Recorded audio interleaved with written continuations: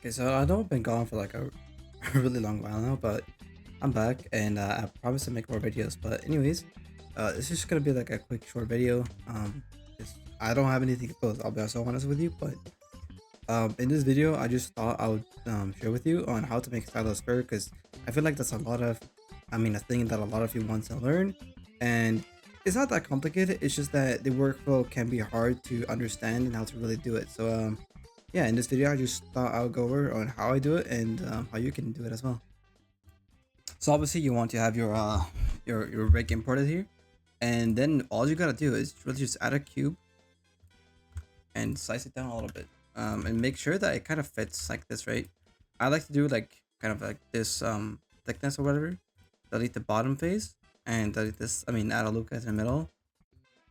Delete these two sides. I mean, this side, sorry, and just add a mirror modifier, and then all you want to do is kind of just fit it to how where like the edge of the torso fits on a Roblox character.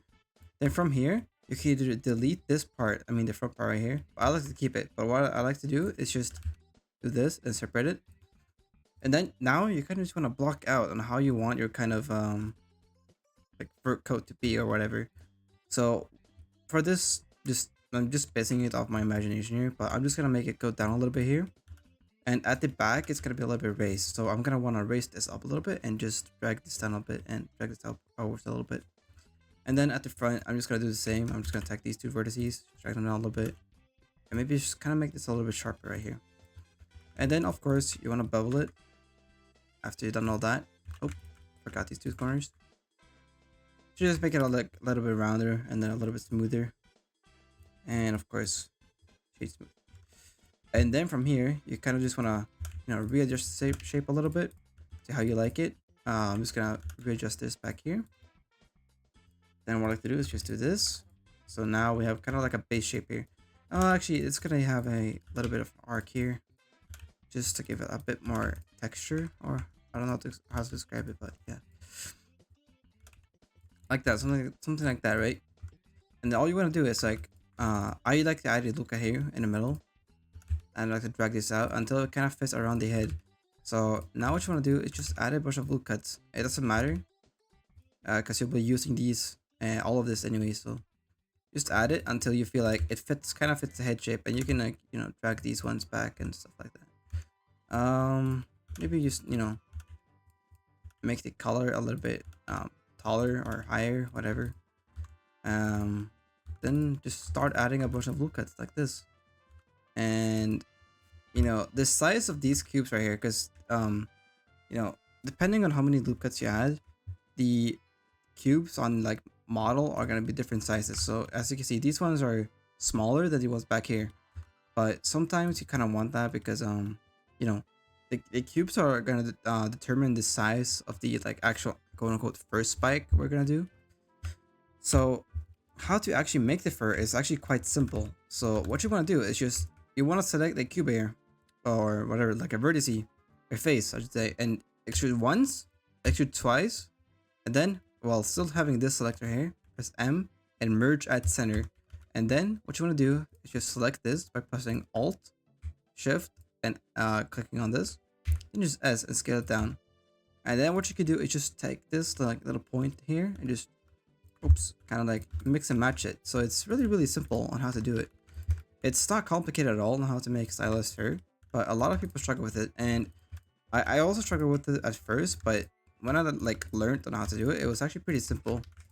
And you kind of just want to randomize everything you do, so you don't want it to be like one single, how you see like this one pointing this way, I just made it point this way, but you don't want them to match. So you don't want this one to match like they're like you don't want them to match the direction or match the angle I should say, and not the one next to it as well. So with this you maybe kind of want to do this, and then I extrude this one out again and make this up a little bit smaller, and this one I can do maybe like that or something, and then just this one again. And when scaling this part down here, sometimes you want to make it bigger, sometimes you want to make it smaller. It doesn't really matter, as long as you keep like the kind of random vibe to it. It should be fine. So you shouldn't worry too much about it. But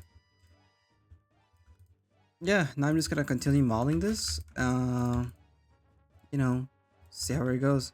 Sorry if you can hear my dog in the background. He's begging to be let out. So yeah, but I'll be you can stay. Nah, I'm kidding. I'll let him out. But yeah. So now you're just gonna want to do this, and sorry about my dog, but yeah. Hold on, hold on. Let me go let him out real quick.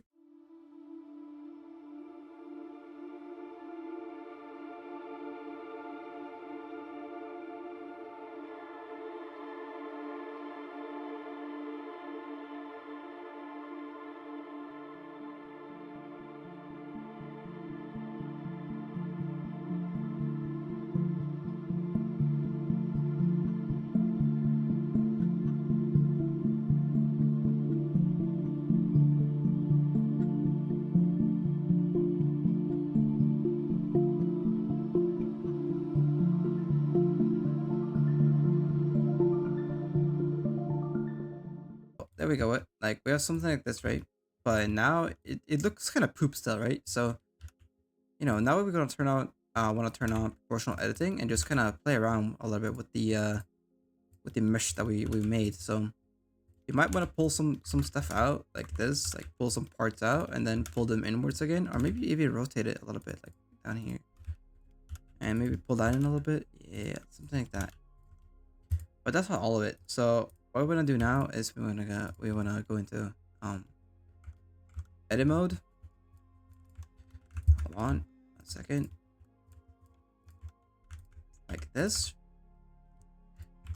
Oh my god, why did that become a huge giga spike? I don't know, something like that, right? And I actually want to pull this down a little bit more, maybe inwards a little bit, so it becomes like a fur coat. Yeah. You know what? It's okay. It works. It works. But make sure to turn on cavity if you haven't already, and then into edit mode, go into edge mode. So like this, select sharp edges, and then what you want to do is just mark sharp, and it should look like this after you're done, or something similar. But what you could do now is that you see how all these spikes, they also have like randomized faces. So what you could do is just like give it a little bit more contrasting shape. Is just go in a little bit, I mean somewhere, and just kind of add these like little tiny spikes somewhere to just make it stand out a little bit more. So just, we don't need it all over the place, but just something to break up the shape a little bit. It's always good, because it's that will make it like appear a bit more, what to say, like a bit more, I don't know how to say it, but I hope you understand what I mean. It will just break up the shape a little bit more, so it becomes a bit less to look at, if you get what I mean. It becomes a bit less, but a bit more to look at, which is what I'm trying to say. But yeah, so what you're gonna do is just like continue doing this. It doesn't have to be like necessarily like super awesome and complicated geometry shapes. It just kind of needs to be like something smaller like this, right? It doesn't need to be at all complicated. It can be, pretty simple, man. Like, it doesn't need to be super tough. Something like this works perfectly fine.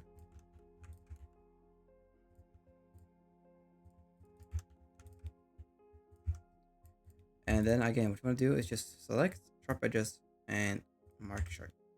And now you have something that just kind of clears up the edges a little bit and just kind of makes it pop out a little bit more. And you know, you have something like a fur shape now, or a fur coat, I should say. But and now that we're in this part of the stage of the like coat or whatever, or well, I guess puffer. I don't know what to call this honestly, but now you can just like kind of go in with proportional editing and just kind of edit around a little bit and just see what works. And if it looks good, it looks good. And if you don't think it looks good, then change something around maybe, or you know. And I really recommend just going into like these modes right here, into the madcap modes here, and just kind of checking like what looks good and stuff. And I mean, flat is also a pretty good mode to like check what's going on, but I don't really like it. But I really like matcaps to kind of like pan around and see what's going on in my models, because matcaps gives like a different lighting mode, so you can kind of see a little bit better like that. Yeah, toon shader, or I don't know. Like I really like this one, but yeah, maybe maybe this one will look good. I think that looks alright now, but yeah. So yeah, that's all I have for this video, and I hope you learned something, and I'll see you in the next one.